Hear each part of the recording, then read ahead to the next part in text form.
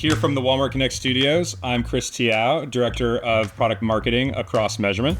And I'm Jon Gibs. I run the Media Insights team here at Walmart Connect. I mean, we've been hearing, a lot of these kind of similar stories here at CES, of these themes of like changing customer sentiment, collapsing funnels, effectiveness and efficiency. Yeah. I think more than ever, media and how it's measured has become this like increasingly confusing Gordian knot of different platforms, metrics, and models. And I think what we're really hearing this week is that marketers need clarity. Yeah, I mean, it's not like we're lacking data, right? As an industry overall, we have more data now than we've ever had. Retail media brings just an extraordinary amount of data to the media industry overall and gives us so much value.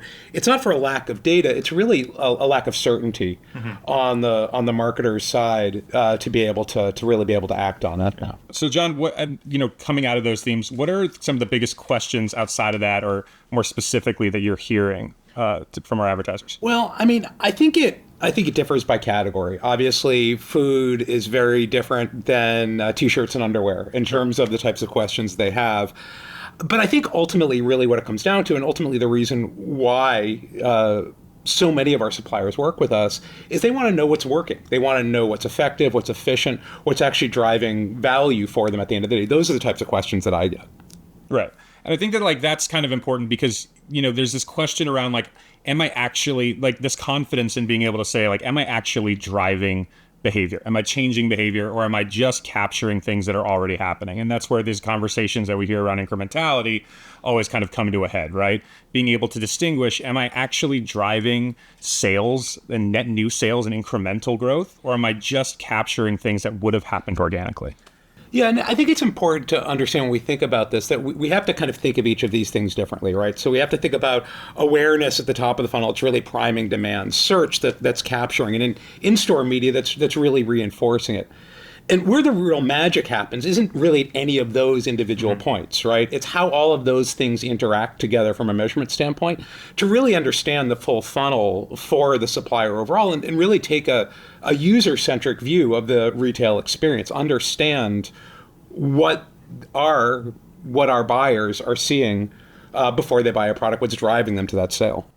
Right. And I think that's kind of where, Walmart Connect has a specific voice in that, right? Because, there's this kind of litany of different touch points and metrics and ways to kind of understand this discrete action, but being able to kind of tie that all together with that first party transaction data and kind of tie that string from initial kind of that inception point of when you first reach a shopper or reach a user all the way to the point of the end of their shopping journey is kind of what makes Walmart unique. Being able to do that at the scale of a number one retailer, where you're not just talking about online sales, you're talking about all of those purchases that still happen in a store. Well, we have this sort of benefit in retail media overall, which is that we sit at the point of sale, right? We have the benefit of being the place, being the location where the actual transaction is happening. And for us at Walmart, that's happening online in stores in such a way that we can really get a holistic view of the user in a way that is pretty unusual for the rest of the market. Right. And it lets you understand incrementality differently, right? It lets you understand, is this a purchase that would have happened organically or not? Does this person have that same purchase behavior? Does that person have a delta in their purchase behavior after being exposed to different ads? And then being able to then take not just that individual moment, but then being able to match that to other behavior as well. Understanding what are the tactics, more globally, that are increasing my incrementality? How can we kind of harvest, are we doing enough to kind of increase organic demand of our products, right? And how can we grow category or brand? It really allows you to take things out of just a media context and extrapolate that out to a bigger, solve bigger business issues. Yeah, I mean, I think what you're getting at, right, is there's no one size fits all solution, right? There isn't one thing that will work for every type of supplier, right? Which is why this is really something that one has to have a learning agenda. One has to really kind of think through what they want to do through the year from a measurement perspective to really be ultimately effective in the work that they do. Right, and I think a good example of that is what we're doing on search incrementality, right? There's so many different ways to kind of, cut the apple, so to speak. But I think that one thing uniquely with search that we get asked all the time is this a purchase something that is as bottom of the funnel as someone actively searching for a product, right? does having an ad there actually drive incremental sales, right? Yeah. And I think that one thing that our search incrementality product and the methodology that we've built around that really allows us to kind of isolate that uniquely, and being able to kind of have something that can causally link ad exposure and test like what would happen if that shopper wasn't exposed to the ad. And being so therefore really the only difference you have between those who are in, to be able to measure that incrementality are truly just the isolation of were they exposed to that Walmart Connect search ad.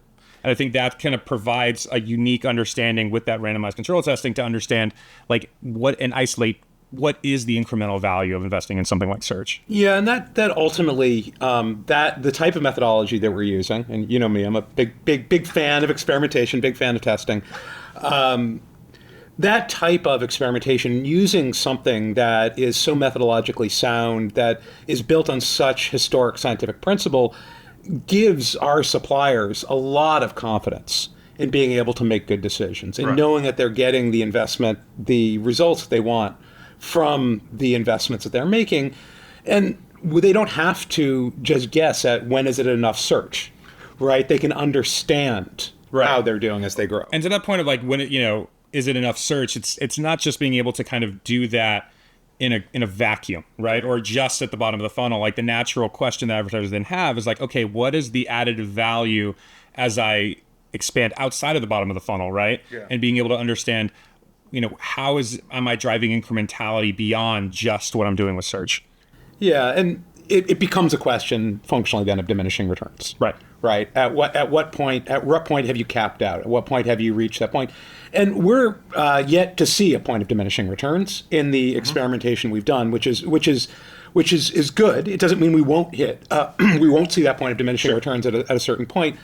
But what we see is that based on the complexity on a category by category basis and the existing spend that we see and the amount of competitiveness that we see in the categories, it's difficult to see where that point of diminishing returns will be at this point. Right. And I think that's kind of where the art meets the science, right? It's being able to kind of adjust that methodology to really understand at different points how you should measure incrementality at different stages and across different ad formats, right? That's why we have an incrementality suite that isn't just about like, a one size fits all kind of capability. We have things for display, sales lift that measures that across not just our O&O on site, but also across offsite with things like Walmart DSP. We also work with third parties like Circana that help us measure that broader impact that Walmart Connect is having, not just within our retail channel, but across multiple channels as well.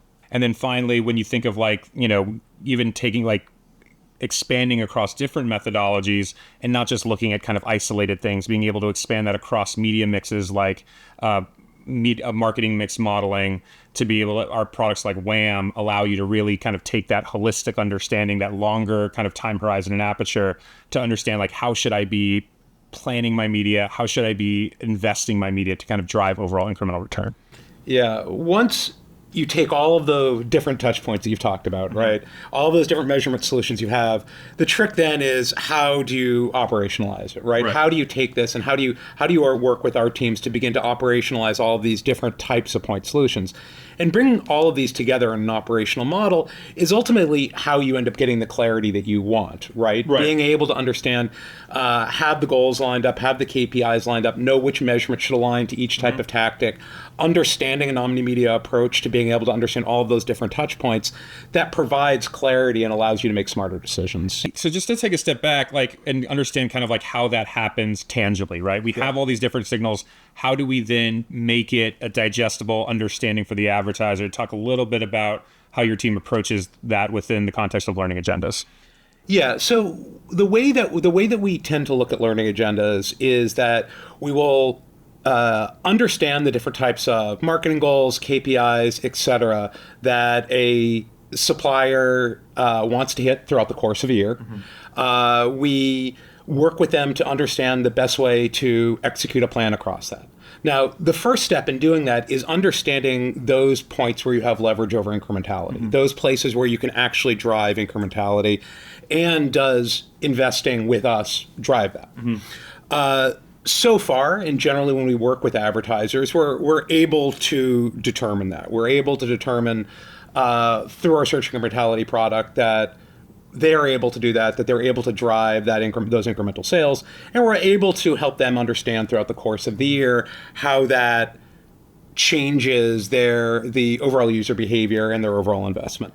Now, sometimes we want to be able to expand that, right? We want to be able to look outside of search incrementality. We want to be able to look to broader incrementality type products. We want to be able to understand, for example, how advertising within Walmart Connect or across our network is impacting advertising off the platform, is driving sales through other retails, through other types of platforms.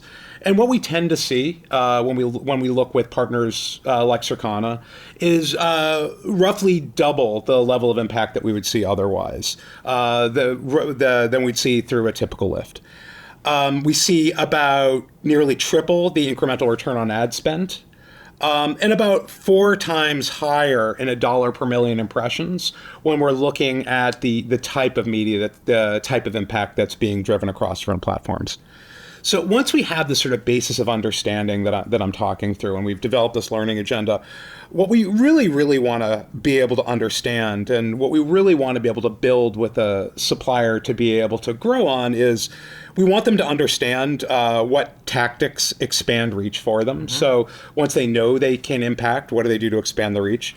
Where do they harvest existing demand that isn't within the platform itself, that isn't within sort of the market itself?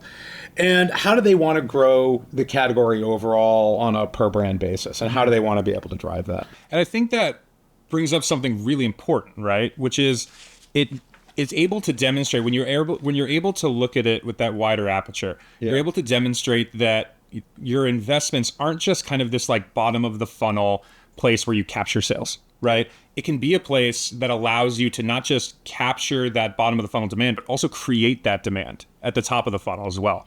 And to be able to have this kind of flywheel building of building new demand, creating new demand, and then being able to capture that when they enter into that like active search and buying experience. Yeah, I mean, incrementality becomes transformative, right? Like as we're doing this, like the ability to be able to generate incremental sales is a transformative thing within an organization.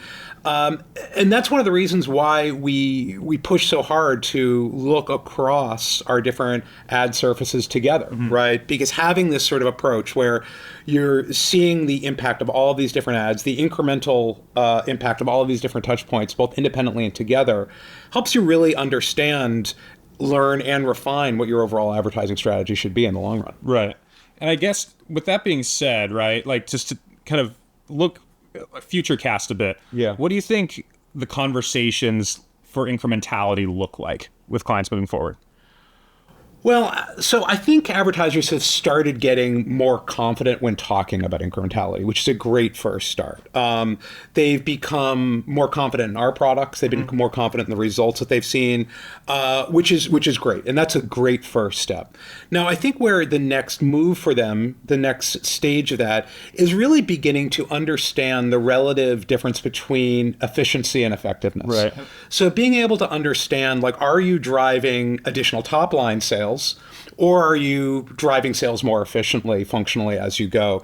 And that difference from a goaling perspective and how you design your KPIs and think about your KPIs will ultimately become really important. And I think that that's, something that's easily overlooked, but really needs to be underscored here, because it's very easy to become almost like too one-dimensional when thinking about incrementality, because the natural behavior that an advertiser has, or that anybody has really, is to say, like, I want to drive the most efficient incrementality as I can, right? The most efficient incremental return, right?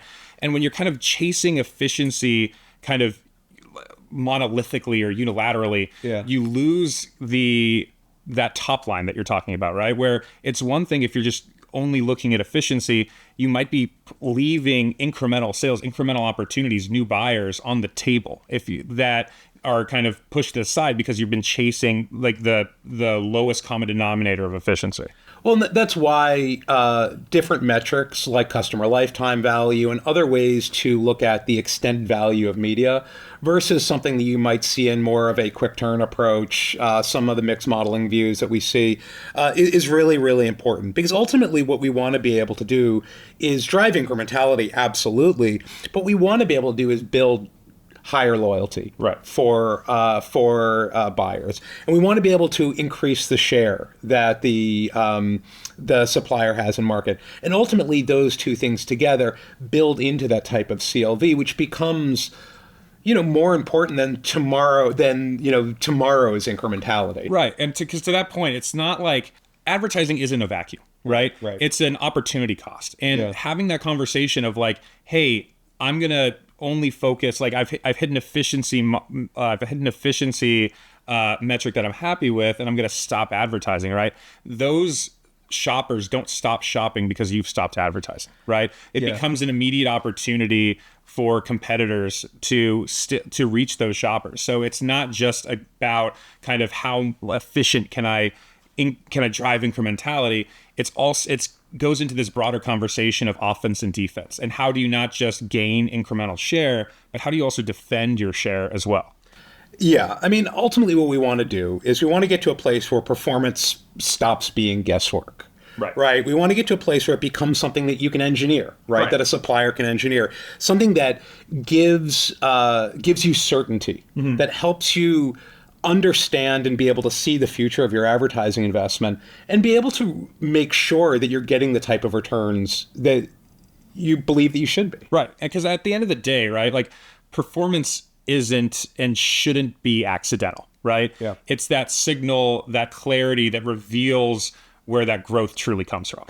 Yeah. I mean, once you have that clarity, your marketing can really kind of perform anytime, anywhere, anyhow.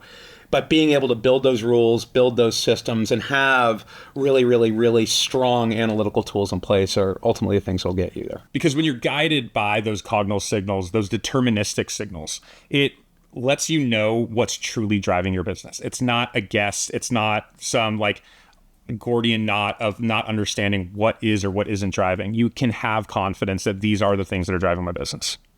Well, thanks, Chris, for your time. This was awesome, and I think a great conversation. Yeah. You and I talk all the time, but it's great to do it on camera and on mic. And thanks to everybody. Thanks to everybody watching and listening. Hopefully, you've gotten a lot of value out of this conversation. We know we have. Thank you, everybody.